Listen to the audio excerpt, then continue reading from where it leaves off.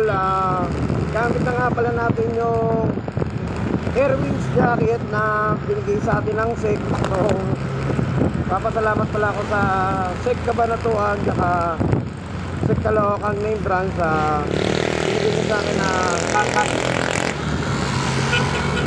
na Airwings jacket. So mga idol, honest review lang tayo sa jacket na to. So yung jacket na to mga idol, hindi siya mainit. Hindi ko lang kasi natatry sa umaga, pero ngayong gabi tinry ko siya kasi kanina lang siya nga pong binigay sa akin ng SEC Caloocan. Itatry natin to mga idol kung komportable ba siyang gamitin.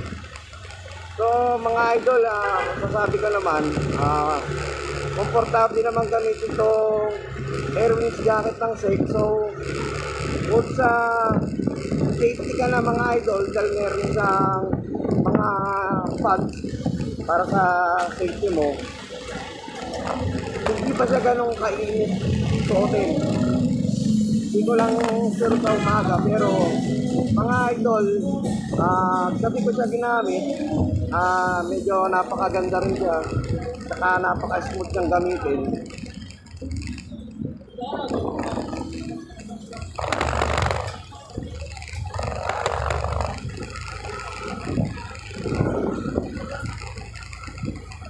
Saka mga idol, napakaganda ng fitted niya sa katawan.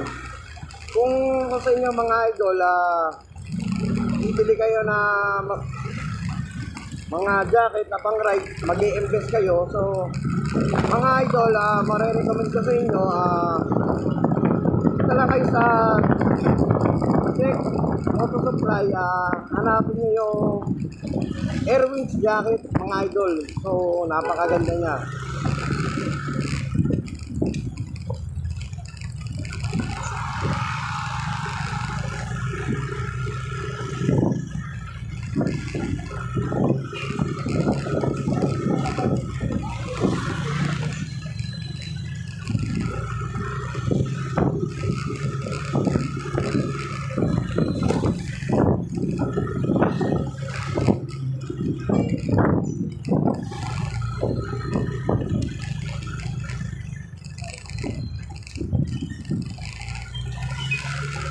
Saka mga idol, yung mga pag sa ginawa nila, mga idol, saktong-sakto lang sa kung matangkad ka o maliit ka katulad ko, medyo maliit ako.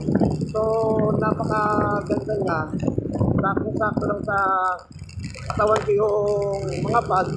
So kasi ko, nakasakto rin siya sa balikat. Talagang napaka-safety ito mga idol. So mga idol, kung mag-i-invest tayo sa mga riding safety gear, nire-recommend ko to Airwings jacket wala sa SEC. So mga idol, hanggang dito na lang.